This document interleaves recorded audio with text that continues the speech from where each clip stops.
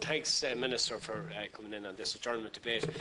It's basically in relation to the fire service and this new document that was launched called Keeping Communities Safe. Well, I'm at a loss to understand how, by implementing this new document, that you can keep them safer, because I think in this document it is proposed to cut the number of firemen going out to emergencies like car accidents and chimney fires and whatever to 5 of a brigade. Now, I think under health and safety rules and regulations, that in itself might be considered to be unsafe, considering that a typical incident command team would have 9 at present.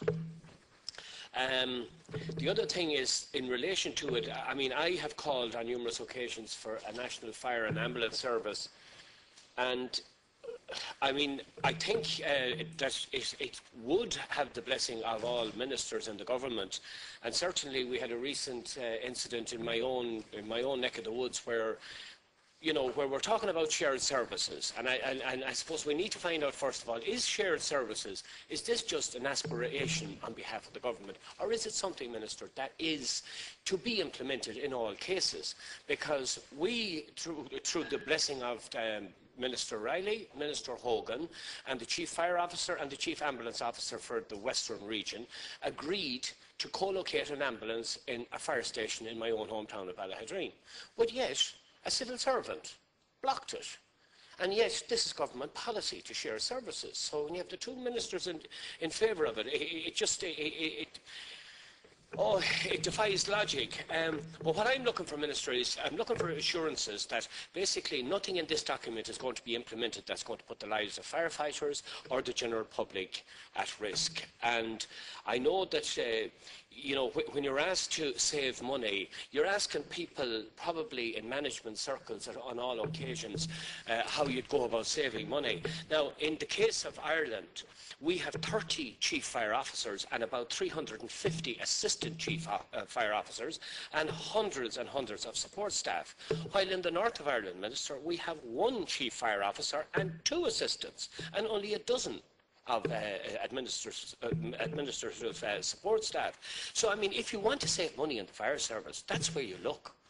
If it's good enough for just 1 chief in the north and 2 assistants to run the whole show, it doesn't justify having 30 down south and 350 or more assistant chiefs. So I would suggest, Minister, that we're probably looking in the wrong direction as to where we should save money on this one. I'd like to thank Senator Kelly for raising this matter. I take it on behalf of Minister Hogan, who is unavoidably absent.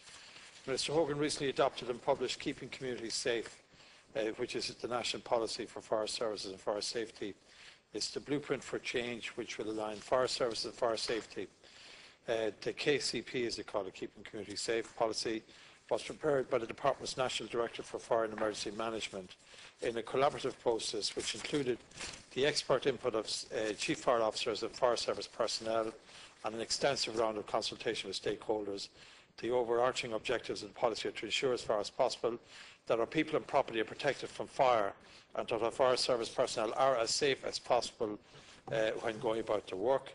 The challenges are how to reduce the incidence of fire through better fire regulation and prevention, fire safety and prevention, how to ensure an effective response when fires occur, how to maximise safety at work. To address these challenges, this document is underpinned by a risk management approach in which identified risks are balanced with appropriate prevention, protection and response. For the first time in Ireland, this policy puts in place an approach to setting national standards for our fire services. The standards and associated targets cover the full range of tasks, including mobilisation, initial predetermined attendance, normal crewing levels, which you raised, and incident reduction. These are intended for use locally but will give us a consistent national approach. The area risk categorisation is one of the first tasks to be undertaken by each fire service. This will enable a benchmarking of local services against the associated response service targets. These targets are graded according to a risk rating and national predetermined attendances and are set for the various categories of incidents. Using this approach, we can appropriately gauge quality, performance and effectiveness into the future. The risk management approach supports the ability to target resources to provide prevention in our communities and reduce incidents which leads to loss. The question of whether or not we should move to a national fire service structure was also considered. In the context of local government's excellent track record in providing effective fire services and the vision for local government set out by Minister Hogan and putting people first, the Minister concluded that local authorities are best served to continue providing fire services for our communities. This will ensure that provision of fire services are underpinned by local democracy and accountability. In the interest of efficiency, quality and value for money, we're moving towards a more shared service structure by reducing the current 30 fire service delivery units to 21, 14 single fire authority services and 7 multi-authority shared service arrangements with populations served in the region of 120 to 200,000 generally.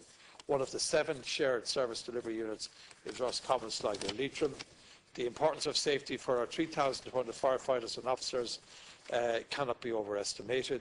The risk management approach is intended to ensure that, despite the hazardous nature of the job, all fire service personnel are as safe as possible in their work.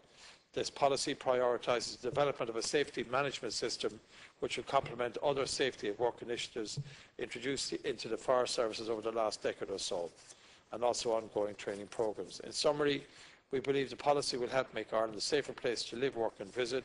It has been developed using, as I said initially, a collaborative approach between central and local government and involved extensive consultation with all stakeholders.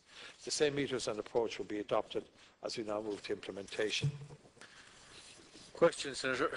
Minister, just a couple of points.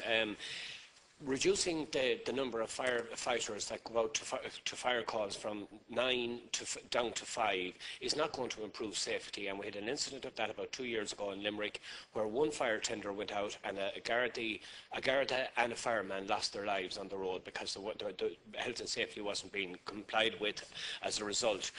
Just a couple of other points. I think, with the introduction of this property tax as well, Minister, we should be selling the property tax to people on the basis that we're providing a service to them, and that we're not charging for a fire service. And lots of people are getting bills from the local authorities following call-outs. And, the reality is house insurance covers only so much of a fire call-out, and it doesn't cover it all. And what a suggestion that was made there recently, which really should be taken on board, is that whatever portion of a house insurance policy is paid to the insurance companies, they should be given that to the local authorities to provide the service. That's one way of financing it, and maybe those figures should be looked at. And just one final thing, I think a person that fed into this report big time was a guy from Strad Valley in Scotland, right?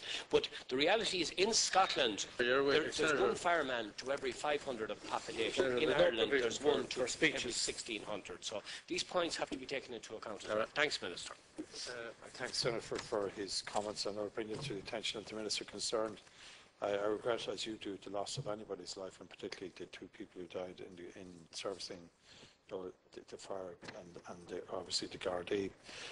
Regarding the potential impact of these proposals on staff working in the fire services, should matters arise at the implementation stage which could affect terms or conditions of employees, well, those matters will be dealt with through the National Directorate's Consultative Committee, at which unions, including SIPTU and Impact, are members. And I take your point. I bring this attention to the Minister. The only thing I can say, sometimes you have, or you did have, a policy of retained firemen who would, while they wouldn't be officially firemen, they're available to come out and they're trained to come out in the event of a serious fire. I think I would agree that, I think we would all agree that whatever is needed on a fire brigade to assist a fire, whether it be a chimney fire or a major fire, that complement of persons must be present. And I cannot envisage any situation under Minister Hogan's proposals that will not happen. I think there will always be adequate and proper cover and presence on any fire of whatever type that is needed. But obviously, if it's a chimney fire, you don't need as many people as you do if it's a major industrial or commercial fire.